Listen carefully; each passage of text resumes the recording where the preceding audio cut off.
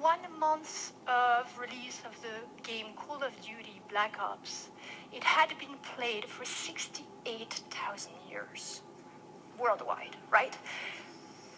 Would any of you complain if this was a case about doing linear algebra? So what we're asking in the lab is how can we leverage that power? Now I want to step back a bit. I know most of you have had experience of coming back home and finding your kids playing these kind of games.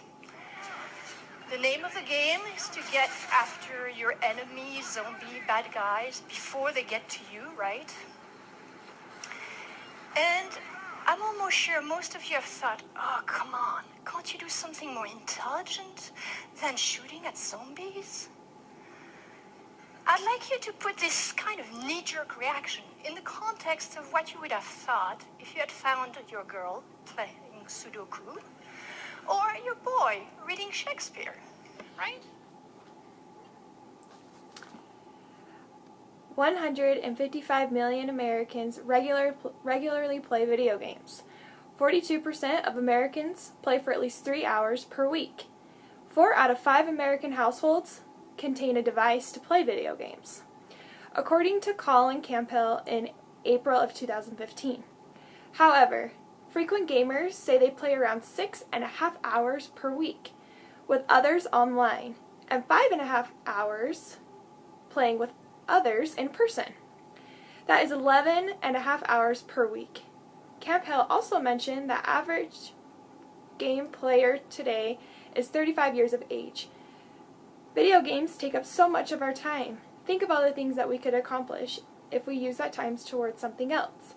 The average American makes $23.99 an hour, according to Emmy Martin, who stated this in August of 2015.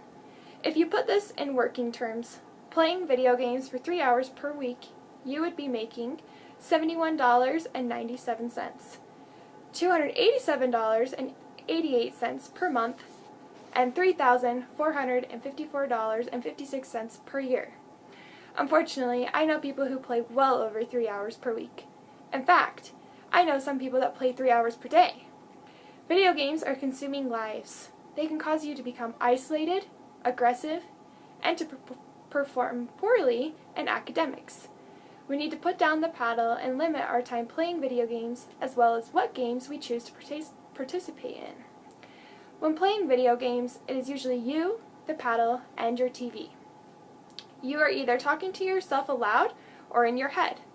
Dr. Wendy James said in 2013, "Psychological studies indicate that playing video games more than 13 hours per week may lead to isolation." Now, 13 hours may not seem like a lot to you, but that is really only a little under 2 hours per day. There are people out there that are playing well over 2 hours per day. You can become so focused on your game where you cannot do anything else. For example, my brother plays video games frequently. My mother will yell for him to come to dinner, and he will never respond. She ends up having to go downstairs and getting him. He will tell her that he did not hear her yelling for him. This is not because the TV was up too loud or because there was other noises that he could not have heard her.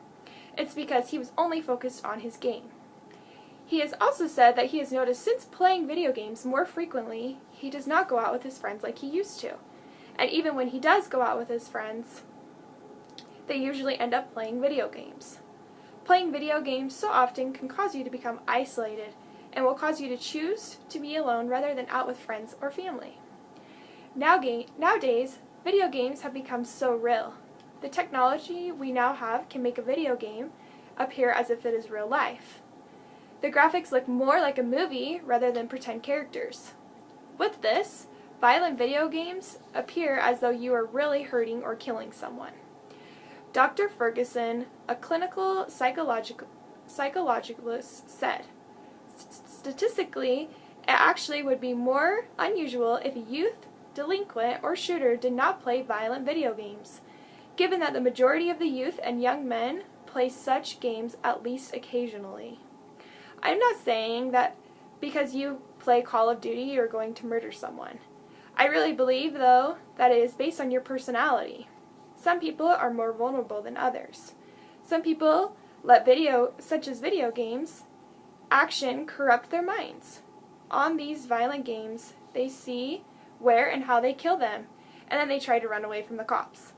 I don't think for any type of personality, this is something you should let be part of your mind. Video games can cause an active player to be more aggressive and violent. As stated, 3 out of 4 homes in America own some sort of device that video games can be played on. 26% of Americans that play video games are under the age of 18, according to Campbell. Everyone under 18 years of age are currently still in school. If they are playing video games at least 3 hours per week, it is taking them away from their academics. To them, video games are more important than finishing an assignment or studying for a test. A research was done by tracking a boy's academic performance at school before playing video games. Once he began playing video games, he spent less time doing homework and more time playing video games. They also found his performance had decreased on standardized testing such as reading and writing 4 months later, which was found on Parenting Science. Video games are taking up so much of Americans' life that is distracting them from what is really important. Video games are taking over our lives. Some are spending so much time playing video games that they are not completing their other everyday activities. They are causing them to have isolation issues, behavioral problems, and causing students to perform poorly in school. Now, I don't believe that all video games can do this to us.